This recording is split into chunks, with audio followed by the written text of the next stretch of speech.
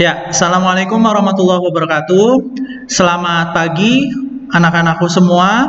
Selamat datang di kelas sosiologi dengan saya Pak Akbar Cesar Prasetyo. Hari ini anak-anak kelas 11 IPS 1 ya. Oke, sebelum dimulai kita akan membuka pembelajaran ini dengan membaca doa dulu ya. Kita berdoa menurut agama dan kepercayaan masing-masing. Berdoa dimulai. Berdoa selesai. Oke, untuk materi pertama ini kita masuk ke bab baru ya. Nama babnya adalah permasalahan sosial. Kalian bisa lihat ya di sebelah kiri atas saya atau sebelah kanan ya, sebelah kanan atas saya itu sudah muncul PowerPoint mengenai permasalahan sosial. Langsung saja kita bahas satu persatu ya. Dimulai dari tujuan pembelajarannya. Tujuan pembelajarannya itu ada dua. Yang pertama itu memahami berbagai jenis permasalahan sosial di ranah publik atau secara umum di masyarakat. Yang kedua, kita akan mempelajari atau memahami mengenai dampak permasalahan sosial terhadap kehidupan di masyarakat. Jadi ada dua ya. Kita akan mempelajari tentang berbagai jenis masalah-masalah sosial di masyarakat dan memahami dampak permasalahan sosial terhadap kehidupan masyarakat. Untuk pemberitahuan aja bahwa biasanya permasalahan sosial ini kita singkat sebagai masos ya, biar gampang kita sebut saja sebagai masos. Oke, lanjut. Di peta konsepnya kita akan masuk ke peta konsepnya, itu tetap ada dua karena berdasarkan tujuan pembelajarannya, yaitu jenis permasalahan sosial di ranah publik itu ada 4. Yang pertama kemiskinan, kriminalitas, kesenjangan sosial, dan ketidakadilan. Dan yang kedua kita akan mempelajari tentang dampak dari keempat tersebut terhadap kehidupan masyarakat. Paham ya sampai sini? Kita lanjut ke slide selanjutnya. Sebelum masuk ke slide inti pembelajaran, saya akan mendiskusikan satu gambar di depan kalian ini ya. Ini gambar apa sih ya? Ya, ini adalah gambar mengenai tumpukan sampah ya, tumpukan sampah. Nah, kenapa sih kok bisa ada tumpukan sampah? Coba kalian lihat ya, ini ada tong sampah. Bener, ada tong sampah, tapi tong sampahnya kepenuhan dan sampai meluber-meluber keluar. Akhirnya menimbulkan apa sih? Nah, akan menimbulkan masos nggak ya? Kalau akan menimbulkan masos, masos seperti apa? Ya, dapatkah tumpukan sampah dianggap sebagai salah satu penyebab munculnya masos? Ya, kalian akan jawab ya nanti setelah pemberian materi selanjutnya. Oke, kita masuk ke jawabannya ya. Bisa, kenapa? Kok bisa sih? Karena masalah sosial itu adalah suatu keadaan atau kondisi ketika kenyataan yang terjadi tidak sesuai dengan harapan yang diinginkan. Atau orang sering menyebutnya sebagai masos adalah karena yang tidak diharapkan. Tadi ya, kita balik dulu ke slide sebelumnya. Ini kan ada gambar sampah, tempat sampah, bener. Orang buang sampah pada tempatnya, tapi tempat sampahnya penuh dan akhirnya menimbulkan bau ya, atau mungkin kalau lebih parahnya lagi menimbulkan penyakit ya di masyarakat sekitar tempat pembuangan sampah tersebut. Jadi ini adalah kondisi yang tidak diharapkan oleh masyarakat gitu ya. Jadi kita bisa sebut sebagai masalah sosial. Lanjut ke materinya sekarang ya. Tadi ada kemiskinan, ada kriminalitas, ada kesenjangan sosial, dan ada ketidakadilan. Kita masuk yang ke pertama dulu. Apa sih yang dimaksud dengan kemiskinan? Kemiskinan itu menurut Sujono Supanto adalah suatu keadaan di mana seseorang tidak sanggup memelihara dirinya sendiri sesuai dengan taraf kehidupan masyarakat yang standar di masyarakat, atau kalau di Indonesia itu kita sebut sebagai UMP ya, upah minimum provinsi. Jadi kalau misalkan ada masyarakat yang penghasilannya di bawah UMP atau upah minimum itu, kita bisa sebut sebagai orang yang tidak mampu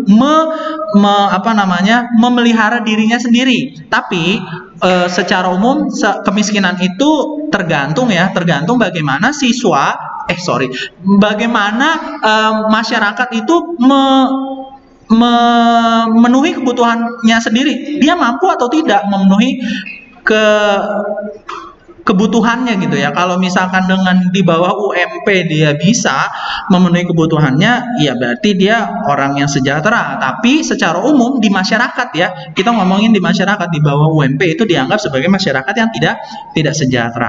Lanjut, masuk ke yang kedua. Jenis permasalahan sosial yang kedua itu adalah tentang kriminalitas. Apa sih kriminalitas? Kriminalitas itu adalah bentuk perbuatan yang melanggar norma hukum ya.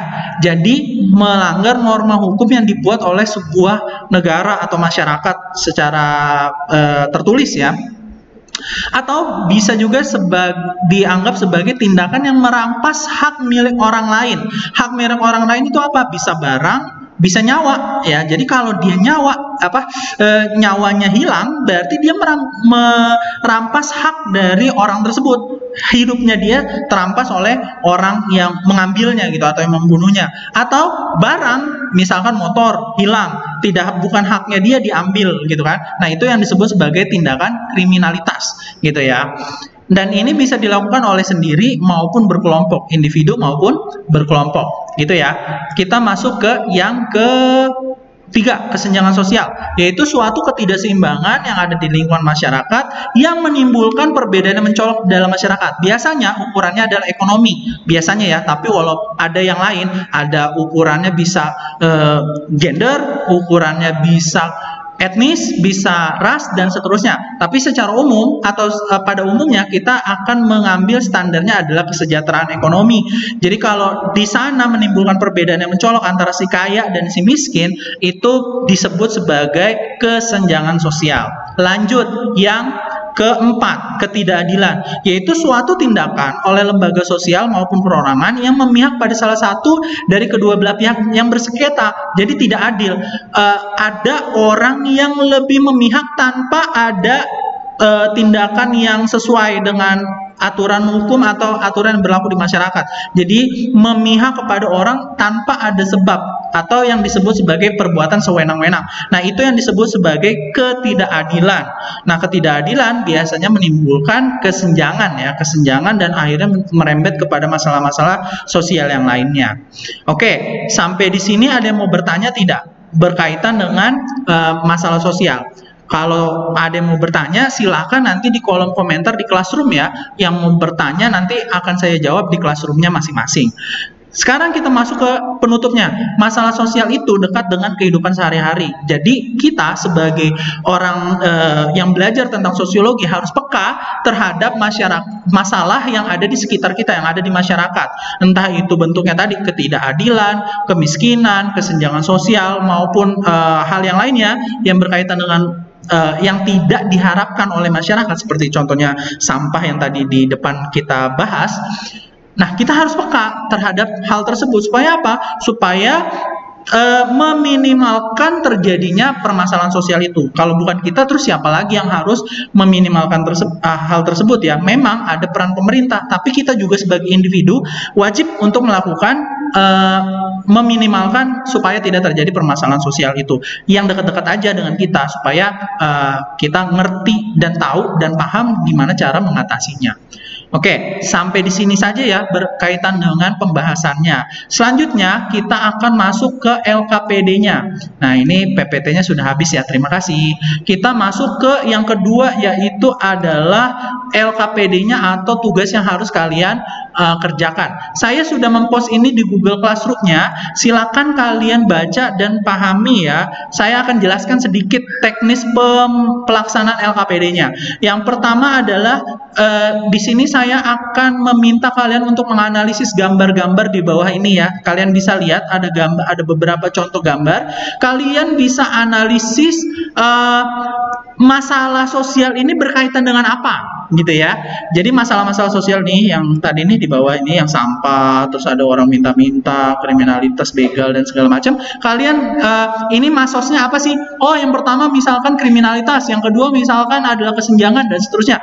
Identifikasi dulu ya. Terus yang kedua, faktor apa kira-kira yang menyebabkan hal tersebut terjadi? Apa sih yang membuat kesenjangan terjadi? Apa sih yang membuat kriminalitas terjadi, kira-kira aja kalian cari dulu faktornya, penyebabnya apa, lalu sesuaikan dengan gambar di soal tersebut. Terus yang ketiga adalah dampak apa yang terjadi jika ini dibiarkan. Contoh ya, yang soal yang pertama nih, kita lihat soal yang pertama ini kan sampah ya. Kalau ini dibiarkan berbulan-bulan bahkan bertahun-tahun, kira-kira apa yang akan terjadi di masyarakat tersebut, gitu ya. Dijawab sesuai dengan perintahnya. Jadi ada 3 ya. Yang pertama mengidentifikasi, yang kedua kalian cari tahu faktor apa saja, dan yang ketiga dampak masos tersebut jika terjadi berulang-ulang atau terus-menerus tidak terselesaikan. Gitu ya. Oke, saya kira cukup materi kita sampai di sini. Tugasnya ini saya akan kalian selesaikan sampai besok ya, sampai pertemuan selanjutnya. Jadi kalau sudah pertemuan selanjutnya, kita akan bahas sedikit LKPD-nya, hasil jawaban-jawaban kalian. Mungkin jawaban terbaik akan saya minta untuk menjelaskan lebih baik lagi di Google Meet atau Zoom gitu ya.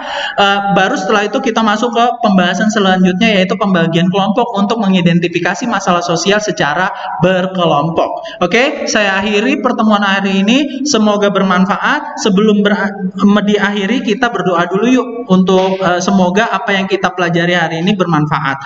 Berdoa menurut agama dan kepercayaan masing-masing, dimulai. Berdoa selesai. Oke, saya tutup ya. Terima kasih telah menyaksikan video pembelajaran hari ini. Semoga bermanfaat. Wabillahi taufiq wal hidayah. Wassalamualaikum warahmatullahi wabarakatuh.